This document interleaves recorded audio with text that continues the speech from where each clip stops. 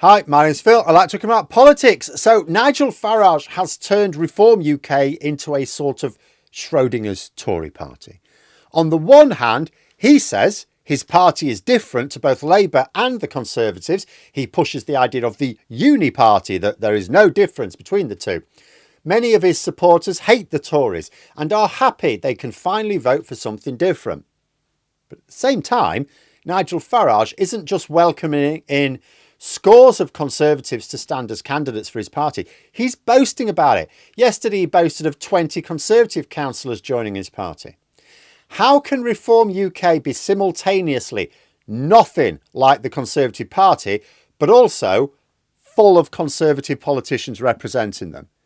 I know we've said that the Tories have been copying Reform UK, but Reform UK are literally becoming the Tories. But first, for daily news and politics, please click the subscribe button to stay notified. So let's kick off with my favourite meme on this subject. I'm afraid I can't credit it, as I've seen it on too many accounts at the same time. I don't actually know who did it, but it is absolutely true. See, there are millions of people out there currently supporting Reform UK on the basis that it represents something new, a new direction for the country.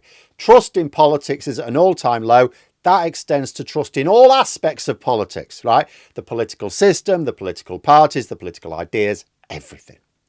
Inevitably, a lot of people would find it appealing to be able to back something which seems genuinely different to what has gone before.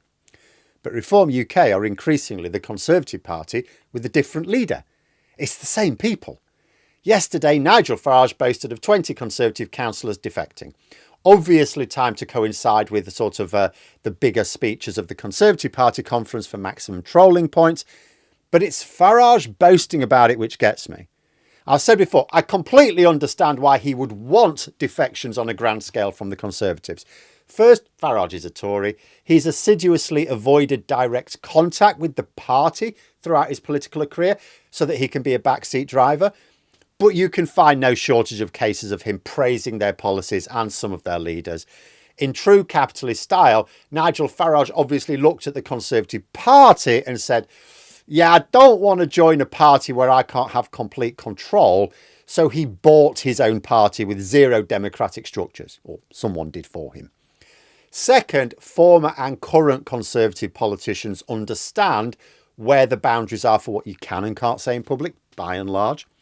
They are more disciplined than the people who are going to more usually come up through the reform ranks, right, for candidates, in terms of both behaviour and doing what they're told.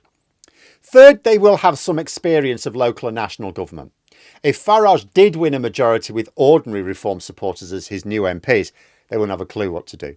They'd be like the councillors he won this year, who have to face up to the fact that local government isn't what they thought it was before the election. Imagine that on a national level.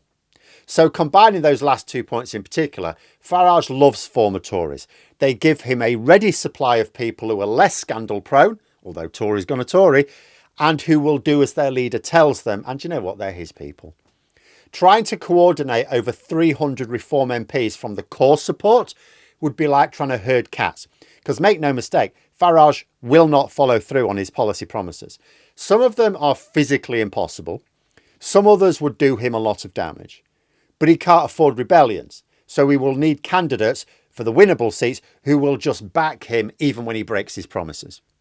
And I suppose a fourth reason for Farage's fondness for Tory defections is he gets candidates who are already well known and maybe respected in the local area, not only giving him access to seats before an election, but increasing his chances of retaining those seats when there is an election. But doesn't it become harder to claim you represent a break from the two-party hegemony if your candidates are increasingly refugees from mostly one of those parties? By the next election, they may actually be the Tory party in full. Because if the actual Tories look like being on course for a proper wipeout, there will be more defections to come. So how does Farage boast about new defections and still claim his party is not the Tory party 2.0? Or I suppose if you're a historian, you might say 3.0. Because then there's this comment from Nadine Dorries a couple of days ago. It was in response to the Conservatives claiming that they were the only party who would sort out the country's finances. So Dorries replied, "This is what taking people for fools looks like after 14 years in power." which would not be a surprising comment from someone in Labour or the Lib Dems, or even from some people in Reform UK. In fact, I still find it amazing that Kemi Badenoch really chose as her conference slogan, "Stronger economy, stronger borders," when her party blew a massive hole in both. It would be like Dracula campaigning to protect virgins' necks. They're literally trying to persuade the public that they can get the opposite results to their actual record by following exactly the same policies. When Badenoch said there was a buzz at the Conservative Party conference, I think the best response came from John West on Twitter, who said, "That'll be the flies gathering around the corpse." And it's not even like the Tories changed the people in charge of policy. The same people announcing these ideas were actually in cabinet during the last government. So any number of people can poke at many holes in what the Tories are saying right now. But someone who was a Tory minister until literally a few years ago.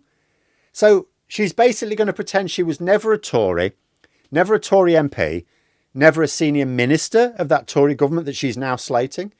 Is this what they're all going to do?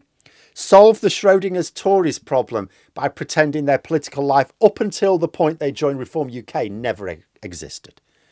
I mean, I know we're in the post-truth period where you can just claim all uncomfortable facts are fake news, but are even Reform UK supporters going to fall for that? If Nadine Dorries says, "Well, but you were a Tory." No, I wasn't. Are they going to buy that? Not that they matter. It's not the core Reform UK support that matters, because they will vote Reform regardless, right? Or maybe that new breakaway party. What matters to Farage are the non-partisan swing voters who ultimately determine elections. Are they going to miss the fact that Farage is telling them to vote for change by voting for the same people who were running the government until 2024?